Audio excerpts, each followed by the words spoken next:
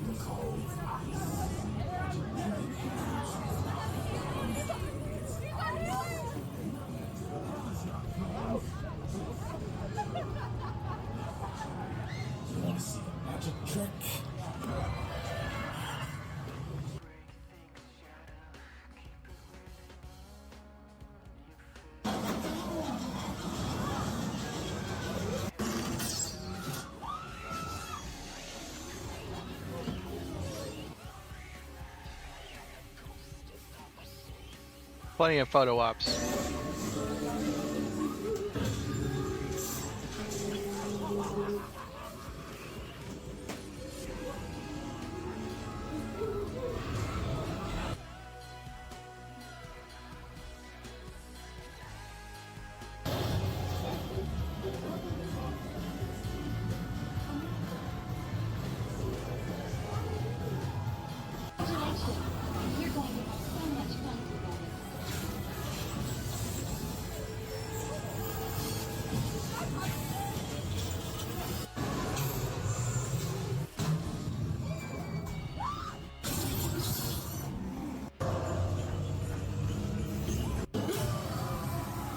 That guy was my favorite. His face, it's so amazing.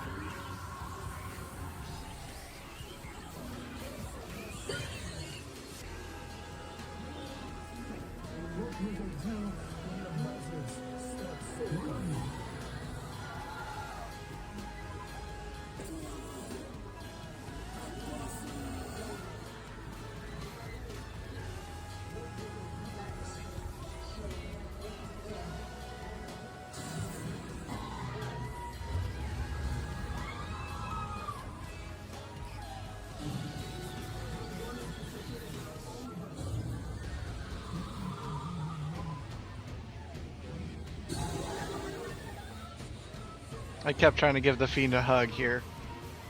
That's why he kept staring me down.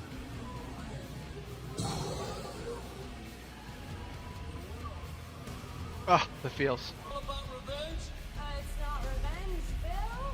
It's justice!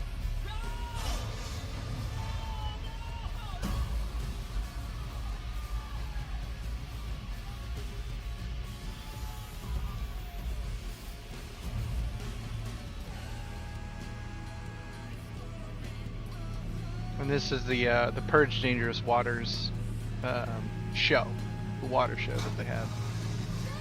This is what we fight for!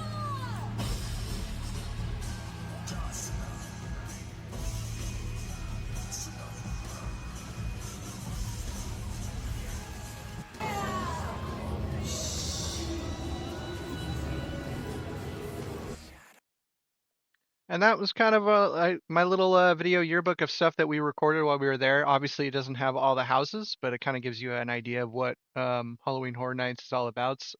Shout out to the wife for, um, in particular, I picked up a lot of the recordings because I like knew I was just looking for short clips here and there, and I wanted to enjoy the houses.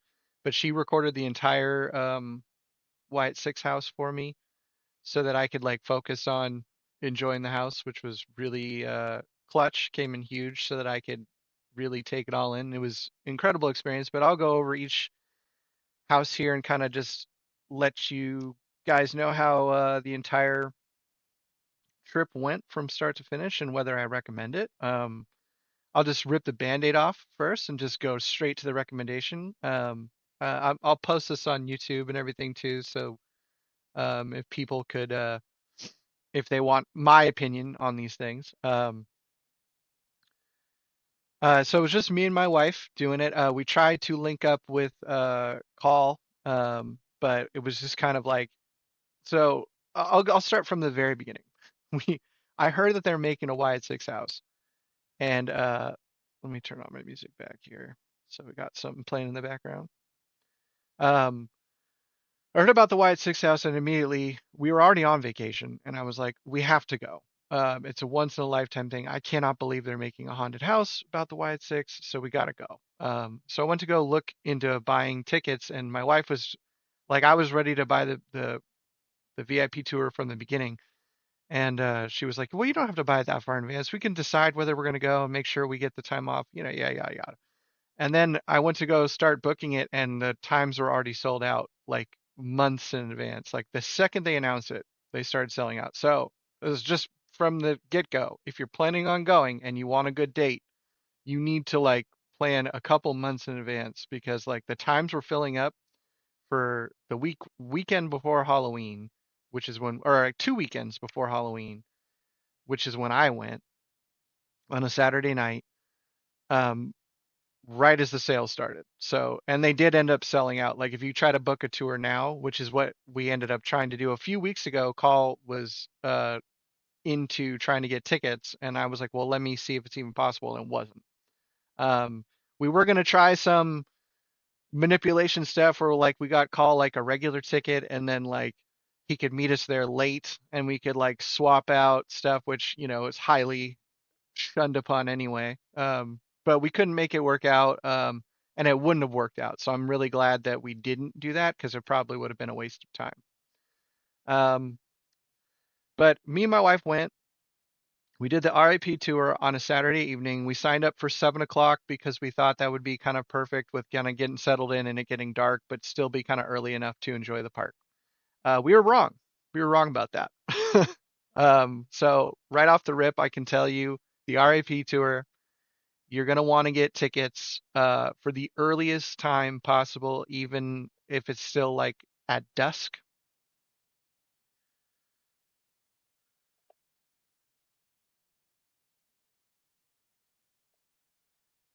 Um, the reason being is when you get in there, first of all, we searched online for all the tips and tricks to make sure we didn't mess anything up, and we couldn't really find a whole lot of information. There's very basic instructions from their website for how to like check in, and they say to get there 30 minutes minimum of 30 minutes early before your tour. So that would have been for us 6:30. And so because of LA traffic, we ended up getting there at like 5:20 just to make sure we got there on time, found parking, all that stuff. It does come with complimentary valet, which is very nice, and it's only like a 5-minute walk from the valet into the Universal Studios area. So everyone online made it seem like it was forever. It was not. It was very close. And we ended up having to sit there for over an hour because it turns out they won't let you in um, until an hour before your tour. So we had to sit there for like 45 minutes to be let in. And then we thought, well, at least we'll be early because part of the tour includes a nice little food spread and time to eat. But they didn't tell us that. They just said that people online were like, make sure you get there early to enjoy the food and whatnot. So we got let in and we thought we were going to be let into the food area and have time to eat before our tour started. Well, it turns out the food is part of the tour. So we ended up just sitting in the lounge, which was very nice, for about another hour. So we were like just kind of waiting for an hour and a half. Which, it's our fault. We wanted to get there to make sure we didn't miss anything. And, we ended up just having to wait. But for anyone who actually buys tickets for this, the sweet spot is about 50 minutes before the tour. That way they let you in and you have a little time to do stuff if you want to. Unfortunately, the only thing we could really do was go shopping, which I wanted to do. And we ended up picking up a bunch of cool stuff. I'll show you all Wyatt, obviously. I wanted to buy some other things and I couldn't locate them, but here's a little poster. It says down there, Halloween Horror Nights 25. It's a little raised to it of all the Wyatt sticks. We got some buttons. I got this shirt that I'm wearing. It's the same thing as the poster. Little buttons. And then this is my favorite thing. And when I saw it, I was like, I gotta have it. It's a little stained glass commemorative, and I guess it's become a thing for Halloween Horror Nights. And I'll zoom in here so you can see it. It'll say the year right there. And then I don't know if you guys can see it if I like turn it a little bit sideways, but these little stained glass pieces are magnets that are removable.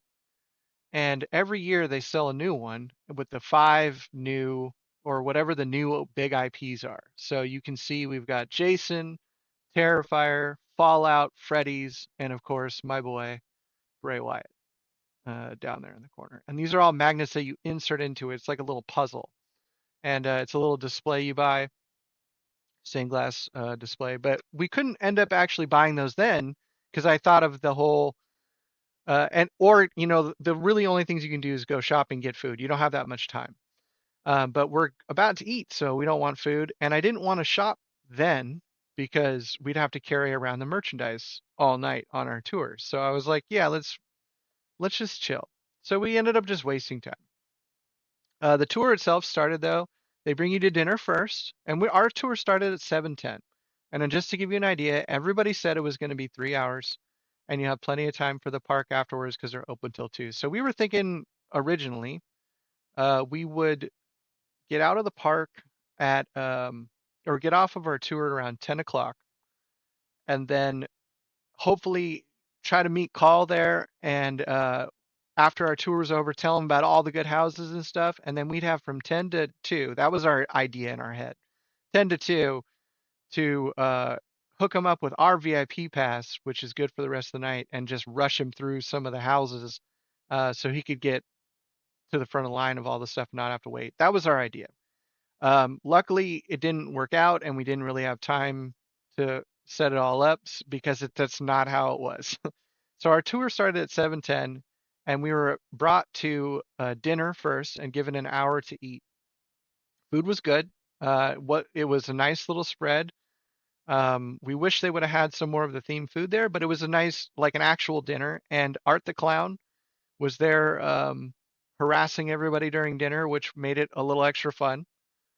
He specifically honked at my wife a few times, which was great. But uh, we again, we didn't really start our tour then because we got an hour to eat until about 8:30 ish, and we started with from there going over our houses and starting to go to the different experiences. I'll kind of go in order of how we experienced it. Maybe that's the best way to bring it up to the tier list here. But from there, we ended up getting on a private tram, so we didn't have to walk very much initially. to get to the upper or lower lot. And after dinner, again at 8:30, we started doing our tour. The tour itself did not end till about 12:30-ish, maybe 12:15. So it's about a 5-hour tour. So that's why we were saying, and the park's open till 2. So when we finished our whole thing, um, we would have had about an hour, 30 minutes to go back to do anything duplicated. But we were like so tired by the time it was over that we were like, let's just do the shopping and we'll check out Harry Potter area and we don't really have time to do things twice. So that's why I was saying from the get-go, I recommend earliest tour possible and get down there about 15 minutes and you won't waste any time. Overall, I think I was saying this earlier, I'll rip the band-aid off. Overall, I would, I like the experience a lot.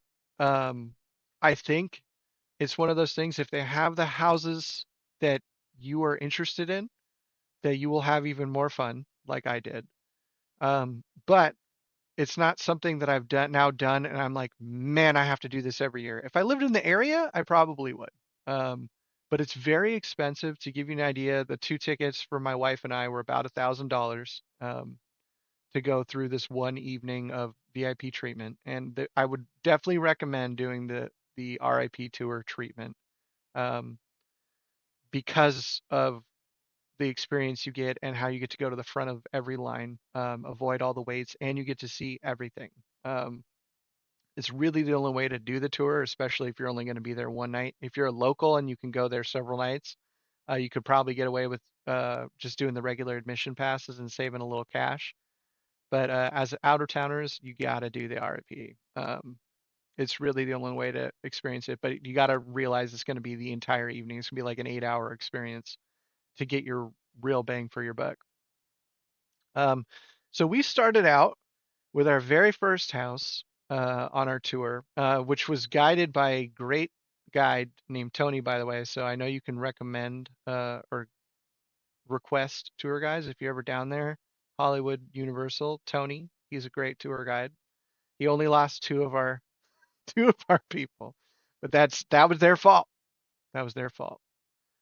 Um, but we started off with the Terrifier house, and as we went through, um, there's something new they added every year. I'm just gonna start all these things in C, just to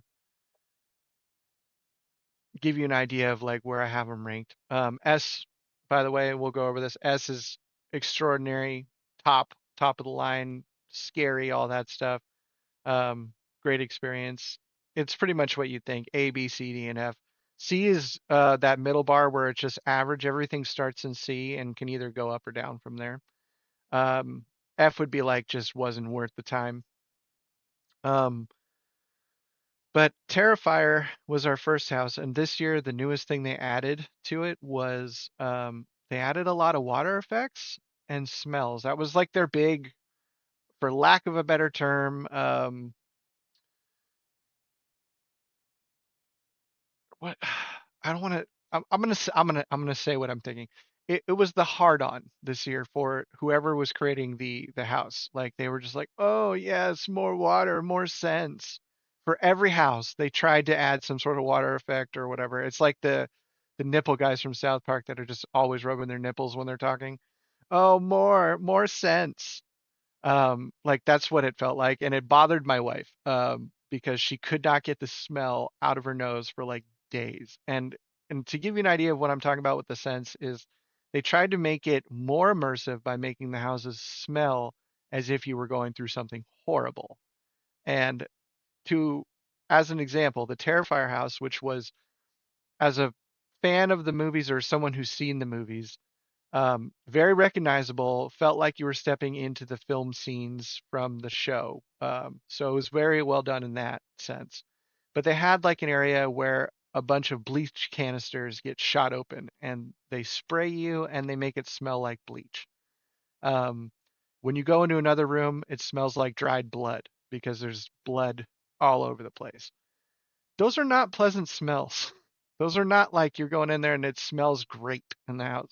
Like it's not great. So getting that in your nose does enhance the experience, but whoever thought of this um, went a little overboard, and they did it like at every house. All the houses smelled a little funky with the scents, and then the water effects were fine. There was a little bit too much in the Terrifier house, mainly, and this is one of my biggest complaints about Halloween, the whole Horror Nights experience. And Tony actually explained this to us too. That I hope I'm not throwing him under the bus with his employers, which says a lot. But he was explaining this to us that so it was all over Instagram years ago that the Halloween Horror Nights stuff was negatively looked at because of the wait times. And this year was no different. You know, like there's massive wait times to get into these horror houses.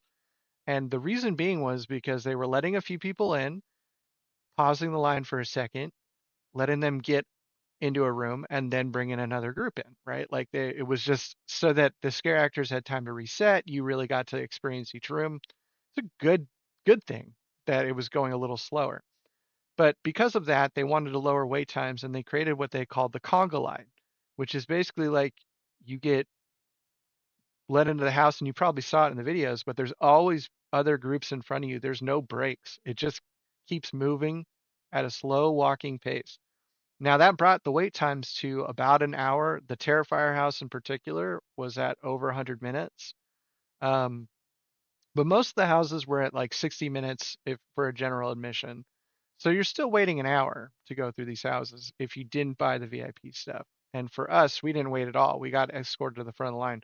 But you're also lacking that individual experience as you're walking through the haunted houses. Like you will see a jump scare on somebody else, um, and maybe not get one at all for you. So like it's just a continuous line, and that kind of impacted your experience in the house. It was just is what it is. There's a lot of people that want to go to this event, and it's insanely popular, and in order to get everybody in, they just have to keep it moving. So it's just one of the downsides, but one of the things they could improve if they slowed it down, but then people would have to wait.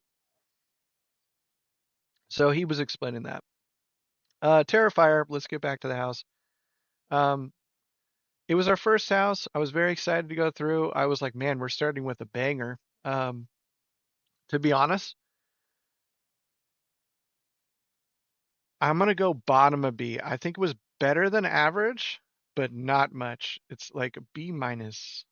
Um, I didn't get any big scares. The Terrifier house smelled weird. Well, the bleach effect that I was talking about, me and like three other guys, thankfully it wasn't my wife, but she was in front of me. We all got stuck in the bleach area because the line stopped, and we just kept getting sprayed like over and over and over. And we're like, "Can you please move? I'm having fun, but can we please move this forward just a bit?" But the rest of the house was very Terrifier-y. If you like Terrifier, you probably are going to like it a little bit more than me. I'm not a huge Terrifier fan, but I never got like an Art the Clown horn in my face, you know, that sort of thing. There was some things I think they could have made it a little bit better, but Art had a huge presence overall, which made me at both the event and in the house. So it made me enjoy it. It was nice to start off with the IP.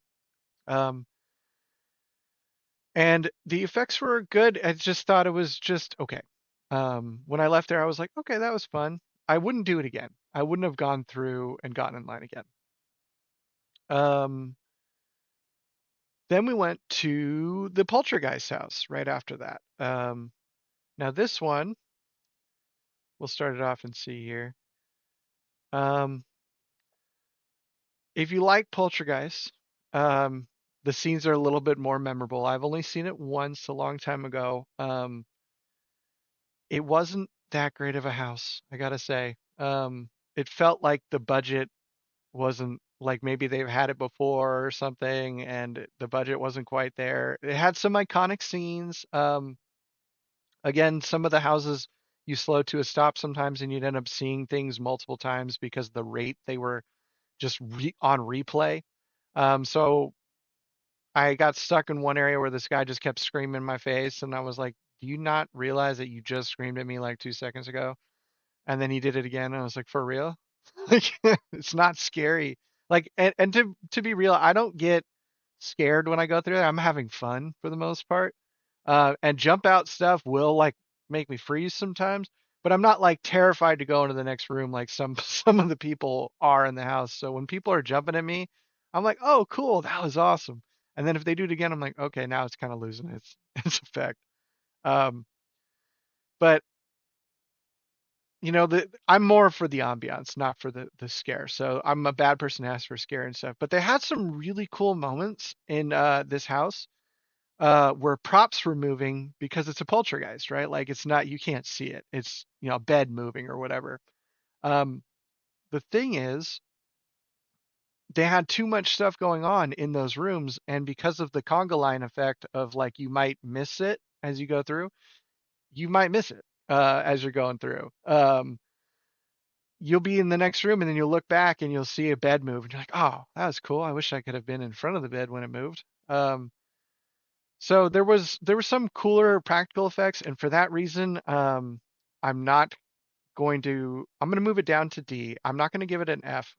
It was really not memorable at all, but it was not very good. So I'll give it a D plus. It was just below average. Nothing amazing, but it was okay. Nothing bad. Let's see. After that one, we started our terror tram. So those were two in the upper lot that we went to, and we went to the terror tram. So let's bring the terror tram up here. The terror tram was run by Blumhouse this year, and they took the Universal Backlot tour, if you guys are familiar with that, where they do the little movie set tour, and they make it spooky, and they bring you to this um, walking area instead. And Blumhouse, which does Black Phone, Megan, Purge, Five Nights at Freddy's, Happy Death Day 2, they were the feature of it. So they have a little walking area where you go through and you experience the best of Universal and Blumhouse, and all in one spot. And that was where Megan was, and the grabber and all that stuff. So they bring you over there, you walk through it, you get a couple photo opportunities if you're on the RIP tour, and then you go back on the tram. And it's about a 30 to 40-minute experience. And our tour guide brought us actually through an area that you don't get to see as part of that tour, as part of the film set for Nope, which was brought in to Universal, I guess, when the film debuted. So that was cool, a little private experience for us too. Um, this was really solid. It was one of the best parts of the tour. I would say B plus, definitely above Terrifier. It took up a lot of time, and the photo ops could have been a little bit shorter. But it was fun, and you got to walk around a little bit outside and get some photo ops. And Megan was fun. Black Phone was fun. It was a little more current and advertising. Um, from there, we went to Scarecrow, I think, next. Um, this was Slash's. Um, he does a house every year, Slash a musician, and he does his own music for it. And for that alone, I'm gonna leave it in C because I think it's a passion project. It just was very underwhelming. They do a few like original houses every year, and they have to create their own IPs. And his theme was like a haunted farm, scarecrows. There was some good jump scares in this. They had some people dressed up. You could not tell that they weren't real people. Or like a lot of times you could see like a fake person, and then you see a real person standing next to him, and you're like, oh, that one's about to jump out. You could not tell in this place. So they got us a few times with that, and they had some good, again, water effects. Um, I would say this is probably like the baseline of what I would expect from a haunted house, but because he wrote some original music, you got to jam out a little bit when you were coming through. It was a good experience. Um, where did we go after that? I think we went 5 nights. Yes, we went to Five Nights at Freddy's after that one. Um, this one to me, now I could tell that because we're with other people on our tour, I could tell that Five Nights was not an IP that everybody was super excited about, and I don't know why, because I love Five Nights at Freddy's. So for me, it's an IP that I love, so obviously it's going to go a little bit higher. But it was perfect for what it was. They didn't do a ton of jump scares, and that's because Five Nights at Freddy's is not a jump scare thing. It felt more like I was walking through the movie set and getting to see my beloved favorite characters and have them do like little horror spoofs there. But it's a PG-13 horror movie. It's not gory. It's not stabby and all that stuff. Like it's got a lot of implied violence. Um, so the house did that implied violence very well, and they had the iconic music, and they had all the animatronics, and they had people managing the animatronics. It was really well done, and I left there liking Five Nights even more than I already like it. And for that reason, I'm going to put it in A. It was the first feel good moment of the houses, and I could tell the people that I were with were more into the horror, scary side of stuff, and they were a little bit like, well, that was okay. And that's fine. Like if that's everyone likes their own horror for their own reason, but I like story. I like it's staying in its field. If I walked into Five Nights and they're just tearing people's heads off, it wouldn't feel like Five Nights. So to me, that was perfection. Now the heavy hitter was next, the horrors of the Wyatt Six. And as you know, that is why I went. Um, So you can already tell where this is going to go, and I'll tell you why. Um, this this was perfection, and when I left there, I was so happy, and I was like not on the verge of tears, but I got a little choked up at the end when we walked out, and the last thing you say is a little tribute for him, and it says for Bray. Um, the house captured everything about the Wyatt Six. They extrapolated on the horror a little bit. In fact, I would probably say Um, like you could take that part out. That would be my only criticism is they were extrapolating a little bit on the horror elements of it. But that's just the artist for the house trying to add their own little flavor to it. But I think they could have taken that out. Now there's two cool stories beyond just walking through the house that I'll tell you. Um, one, there's two houses, one in Orlando, one in Hollywood, and they're both different. So to get the full experience, you have to go through both. They're both completely different. So both are great. I watched the Orlando one online once I found that out. And then I went through this one in Hollywood. They're both 100% different. Both celebrate different parts of the Wyatts. Um, they both had elements of everything in his career, so you didn't completely miss out on stuff if you didn't go to the other one, but they were different focuses. So Orlando focused more on the Wyatt Six and the Firefly Funhouse, and the Hollywood focused on the old cult leader Bray more, and the Wyatt Six fitting into that cult leader house. And they also had like the Firefly Funhouse little mixed in. And the same thing with Orlando. They also had Cult Leader Bray mixed in with a small room over there. So you didn't really miss anything, but it was just different atmosphere. One was very swampy. One was very, you're on the set of WWE and the Firefly Funhouse. So we got the swamp one, the swamp and cult leader one.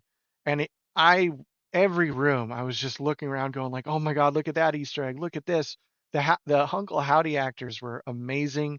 Everybody jumping out was amazing. There was a part where Dexter Loomis, I think I had a video, comes out as Mercy the Buzzard, and he's like 10 feet tall, and you hear Bray in the background yelling, "Follow the buzzards." I was just losing my mind. And the most um the greatest part for me was when I left and I was just raving about to the tour guide. I was like, "Oh my God, dude, this was perfect." By the way, Tony let me talk about the Wyatts because he was like, "Oh, you're a big fan. You introduced the house. You probably know better than me." And I was like, "Wow, that's cool. I get to talk about Wyatts. I'm down." Um, but we went through the house, and like I said, we were with some just general horror fans. They had no idea about what the Wyatt Six were.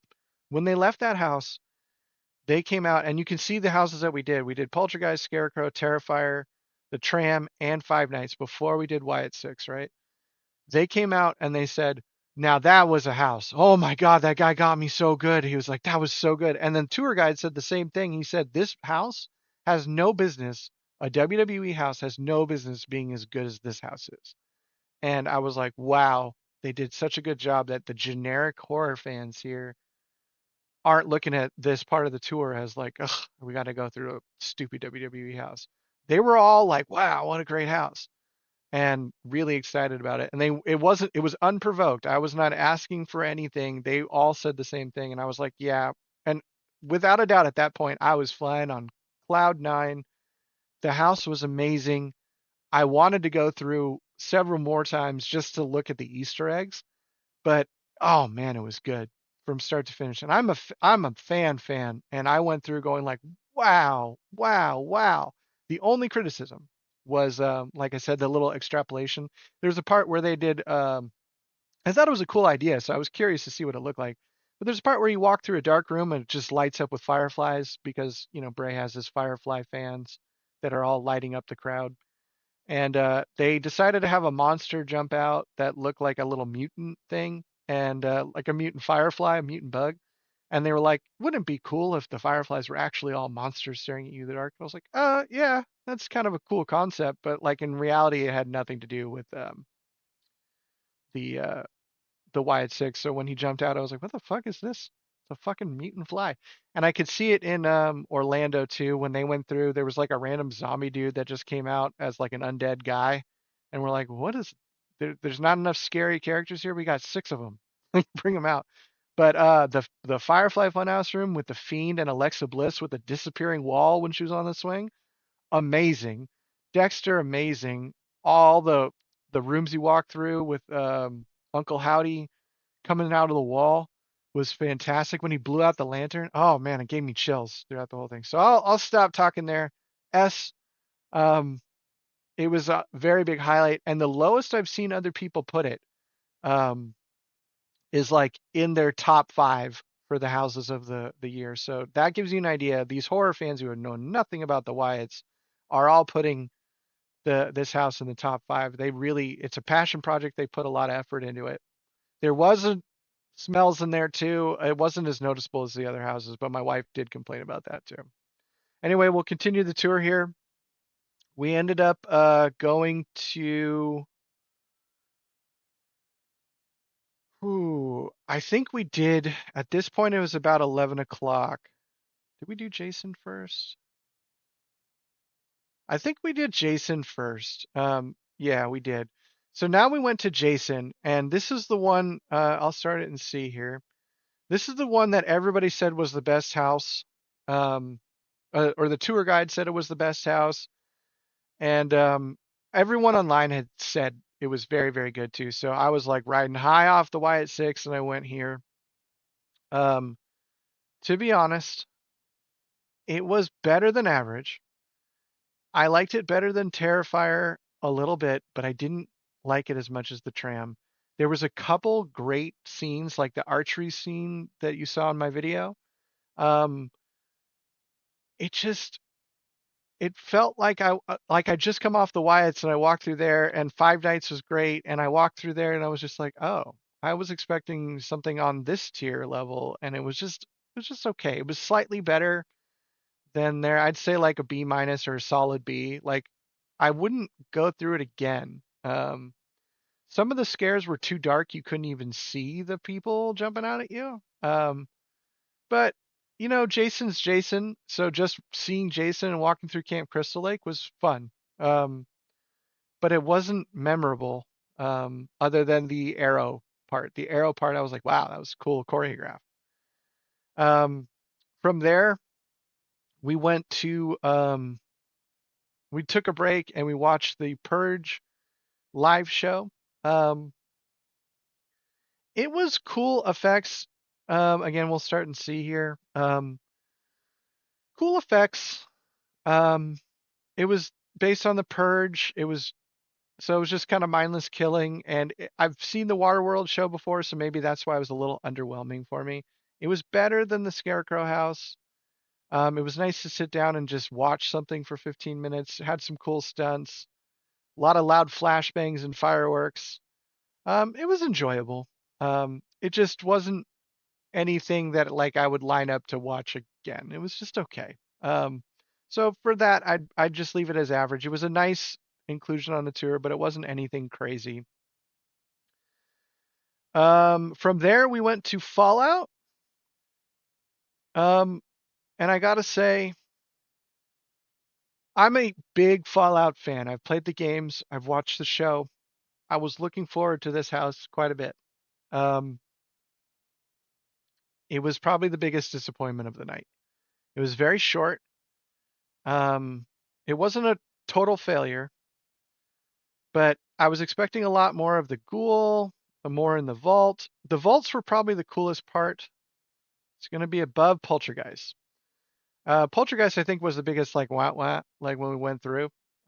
Just to give you a spoiler, Monstrous will not be in F tier, so we had no F tier houses. We just had ones that were just eh, and Fallout ended up being eh, and I was very surprised by that. I was like, you'd think they could sink in with Fallout so many things that you could bring to life.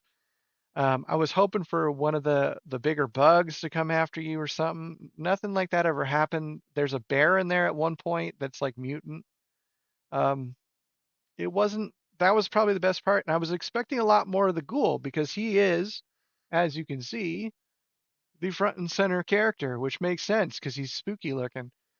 Very little of him in there, and the ones you did see, I don't know whether it was just the actors they chose or what, but it was very like they barely popped out and looked like it's been a long night, like just kind of like bah, and then went back to his crypt.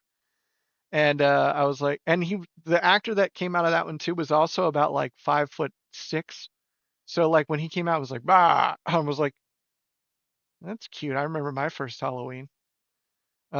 He looked good though. He had great makeup. So I don't know. I don't know how to suggest that they make it better. It just when I went through, I was very much looking forward to being lost in Fallout, and it was very much not. And I think the coolest part was walking through Vault.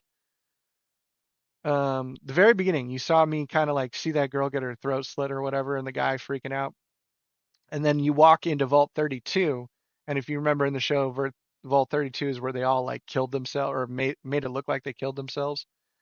And you get to walk through a bunch of hanging bodies, and I thought that was really. I was like, oh, nice touch, nice touch. Very underwhelming. And we were getting to the end of the night, so I was kind of sad about that. I was like, okay, well, one last house, and I knew this wasn't that was our last IP house, so I was just kind of like, dang, I wish we ended up on even Jason would have been, a little bit better to end on. And our last house of the evening was Monsters 3. Um, I want to get the right. It was, I think, Ghosts of Latin America is what it was. Is their themed house for the year. And it was based on Latin American ghosts. And this may surprise people who haven't been to it yet. This was S. Um, it was really well done, and I loved ending on it because I didn't expect it to be good. I was expecting to be kind of disappointed from where we came from. Um, I want to get her name right. I always mispronounce it, but it was centered around the Weeping Woman and some other Latin American ghosts and tales, but it's Llorona, La Llorona, I think is how you pronounce it. And there's several movies made about it, and it's made in the Conjuring franchise. But it's a ghost of a woman who basically it's a Latin folklore to scare little children into behaving. But basically, she was a rich noblewoman. She drowned. She went through severe PTSD, postpartum stuff. Um, and she drowned her kids. And it became folklore that, if you don't behave, the weeping woman who's so sad about killing her kids will come for you. You know, it's a general gist. I'm way oversimplifying it, but that was kind of the theme of the house. And when you go through there, there's just great looking architecture, Latin American tombs type of stuff as you're going through. And then as you get to the middle, um, you walk out and it's open top. You can see the sky, and it's a little miniature lake that they made, and you see the little two kids floating, and you see this little lady in the corner of a house just crying, staring at the kids. And then of course she runs and jumps at people. It makes it seem like you're just going to walk by, but it was such a nice room. You just like, wow, they need to do more open top stuff in the other rooms to make you feel like you're outside and you're not just trapped in a little maze. Um, that added so much flavor to it. And then from that point in, it just got intense. It was big props, eating the kids out of their bed, jumping out at you. It was great. And it was just perfectly, um, you have no expectations when you walk in because it's not an IP. And it was just a really well done haunted house. Like you could put it at any state fair, it would do great. Um, it's overshadowed by all the IPs here, but it was phenomenal, and it was a great way to end the evening. From there, our tour ended around 12:15. I'd say overall the experience was a B plus. I didn't feel the need to like I have to go back every year, regardless of the IP. We gotta go. It was a fun experience. I highly recommend doing it if you want to cross it off your bucket list. But overall, it was worth the money. It was definitely worth the VIP tour to get in front of all those lines. Every line, like I said, was an hour, and you can see we did what 1, 2, 3, 4, 5, 6, 7, 8, 9, 10 total experiences. So that'd have been 10 hours right there of just waiting, just to get that done, which you can't do in one night. So if you want to do everything in one night, you got to do the RIP tour. It's not much more expensive than regular tickets. I told you at the beginning it was about 500 a person. Um, it's about 250 a person if you want to just get a normal ticket plus an express pass so you can get to the front of shorter lines, not front of the lines. RIP tour gets you all the way just right to the front, personally escorted in by your tour guide. Food, all the 10 things that I said here. So you get all 8 houses plus a terror tram and a show. And then you get for the rest of the evening directly to the front for the rest of the night for any rides. And also, I should throw out for Universal um, that most of the rides are open for the regular park. So if you wanted to go to Jurassic Park or whatever, you can do that. So after this tour was over, which I liked, always tip your tour guides, by the way, they're great. It feels very personalized. It was great. It felt like a B plus experience, maybe an A minus. But overall, I felt like I had a good time. I got my money's worth. I experienced what I wanted to experience. I got my souvenirs at the end of the night, which is what we did for the rest of the evening. We went to get souvenirs. And we also walked through the Wizarding World of Harry Potter just to see it lit up at night. I took a picture of it, but the castle had a big Death Eater mark on it. But I was hoping they do a little bit more with that land too, have Death Eaters running around or something. Missed opportunities from Universal to sparsely populate like the Jurassic Park ride. Why not have some scary dinosaurs? And over in Harry Potter land, have the Death Eaters running around, scaring people. Just little things like that could have increased the experience. But I think overall, great experience, great time. Thank you for listening, and I highly recommend doing it, especially if you see an IP that you really like. I will definitely go back if they have an experience or an IP that I really want to see, or several IPs that I want to see. And again, like I'd recommend, book the tour early, book the tour as early as possible so you get as much time after the tour is over to be able to experience the park and really take advantage of that fast pass. We weren't able to find some of the food we wanted to get because A, it was like way too late. Um, or like explore the park because we were tired. It was like almost 1 in the morning. We had to get up early to drive back. Um, and also, you only have like an hour and a half after the tour if you start at like an early-ish time instead of the early time. So you just don't have enough time to do everything. If you wait a little bit. So highly recommend doing that. Anyway, thank you for listening on that.